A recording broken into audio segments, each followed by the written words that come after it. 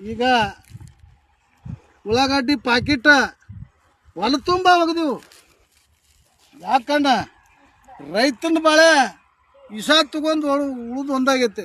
ಈಗ ಒಂದು ಹೆಣ್ಣಾಳ ಪಗಾರ 500 ರೂಪಾಯಿ ಪಗಾರ. ಹಿಂಗೆ ಹೊಲ ತುಂಬ ಒಗದ ಕೇಸಿಂದ ಹೊಳೆ ರೂಟ್ರು ಹೊಡಿಸ್ಬೇಕೀಗ. ಈಗ 100 ರೂಪಾಯಿಗೆ ಒಂದು ಕ್ವಿಂಟಲ್ ಮಾಡಿದ್ರೆ ಈ ನಾವು ರೈತರೇನ ಎಣ್ಣೆ ಹಚ್ಚಿ ಹೋಗ್ಕೋಬೇಕಣ್ಣ.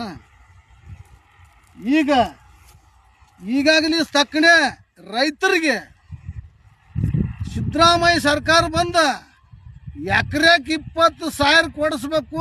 ಇರ್ಲಿಕ್ಕಾದ್ರೆ ಹೋದ ಅವ್ನ ಮನ್ಯಾಗ ಇಟ್ಕೋಣ ಸಿದ್ದರಾಮಯ್ಯಗೆ.